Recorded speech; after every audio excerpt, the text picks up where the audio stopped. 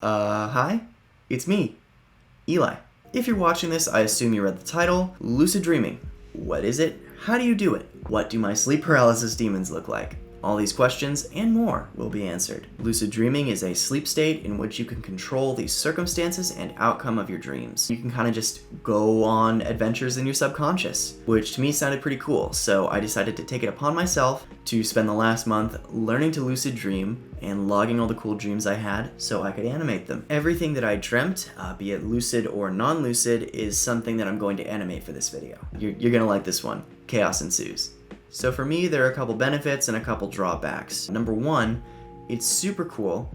You can fly around, imagine circumstances that would never happen in real life. In my case, maybe even meet some of the characters you're writing, get to know them a little bit better. It's also supposed to relieve anxiety and nightmares a little bit. The biggest drawback for me is that you have the potential to lose some sleep because some of the processes involved mean that you have to wake up in the middle of the night, which is icky. The only other drawback is occasional sleep paralysis, which isn't a huge factor for me because I already get it every time I have a nightmare anyway. Lucid dreaming may seem like hippy-dippy pseudoscience, but there are actually some accepted methods for making it happen. Included herein are some of the ones that I chose to use over the past month. So people lucid dream on accident a lot, but you can also increase the odds of it happening through a thing called sleep training. So the first thing you're going to need is a dream journal.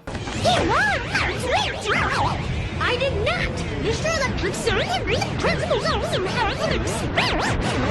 Give me just 1 second. Some of the other steps in this process are going to require you remembering your dreams as you're falling back asleep, so it's a good thing to write them down in your dream journal every morning as soon as you wake up. So the next step is something called reality testing. The real key to lucid dreaming is just that, being lucid. To be lucid, you have to realize that you're in a dream, which means you have to get in the habit of asking yourself if you're in a dream. Shouldn't be too hard, seeing as I'm already questioning whether or not all of this is a simulation. Hi, it's Eli's sleep-deprived editor, coincidentally also named Eli.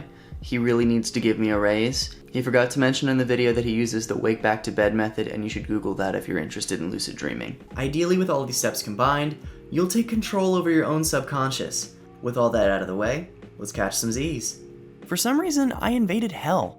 I fought skeleton Argonauts on rowboats over a sea of lava before fighting the devil himself, who had a pitchfork. After this, I woke up briefly and fell back into an even crazier dream. This time I was stealing cars. For some reason I felt justified in doing so. I think they all belonged to some evil agency.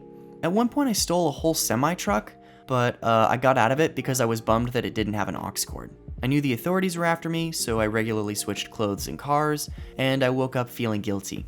Rescued a gray kitten from a bad owner that put it in water to punish it. 2 more cats followed me home. I raised them myself, and I've never been prouder. I went to a party at a chateau with my friends. I spent a lot of time on a lakefront balcony.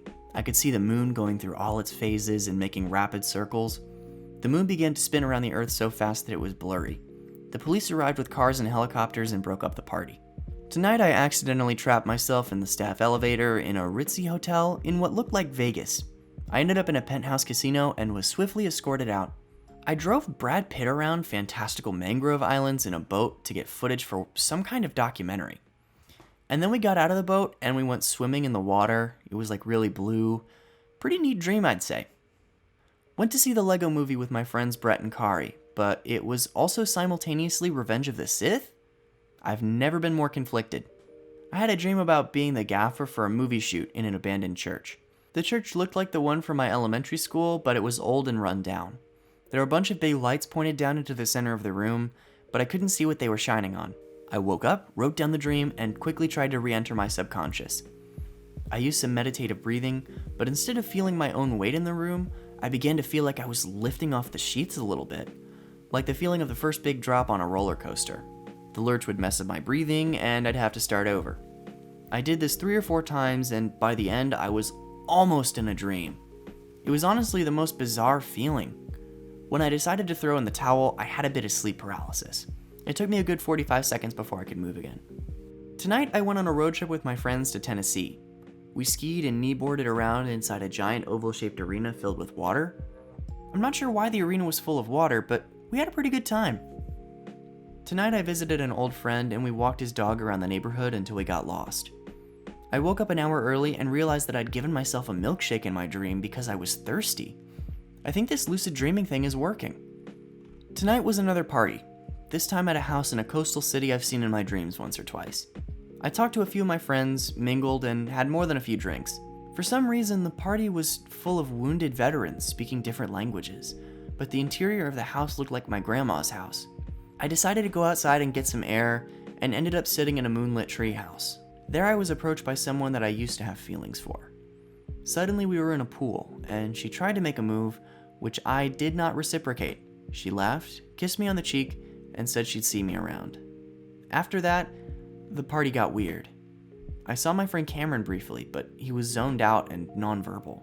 I tried to get an Uber home, but the driver got lost, and for some reason I couldn't speak. So he just drove me around in silence, and I watched the orange streetlights pass by. There's a lot more to my subconscious than I thought there was going into this. And I'm starting to wonder if I'm gonna learn more about myself than I really want to know. Me and my friends fought aliens emerging from a maze of hallways in what looked like an abandoned school. A lot of us got eaten, I think. A seismic event caused the southern half of the United States to go underwater. There were protests and picket lines as displaced people started migrating north to dry land. This sparked a political movement to redistribute the remaining land, and that's when it happened. My inner film major realized that this plotline made no logical sense. Objection, Your Honor! Sea levels won't rise because of an earthquake. It's global warming we have to worry about. I was speaking with my own voice. I was conscious. And right as I realized this, I woke up. So those were all the dreams that I managed to log over the past month. I did manage to do it a couple of times, but it turns out that lucid dreaming, kinda hard. I don't think I've quite reached a state of mental control where I can make myself do it for very long, because you realize you're in a dream and then it snaps you awake all of a sudden. The whole thing has me really excited though, and I can't wait to try it again soon, so let me know if you want me to do another video. I hope you learned something from this, or at the very least enjoyed the pretty colors. I love you all, get a good night's sleep, and I'll see you very soon. Bye-bye. Hey everybody, I'm back again. Sorry for the wait. I'm gonna try to make the most of this whole quarantine situation and get as many videos out as possible, and I want to try to get on a better schedule, so feel free to hold me to that. For more short form media and other updates on the stuff I'm working on, feel free to check me out on Instagram, Twitter, or TikTok. More new stuff in the very near future.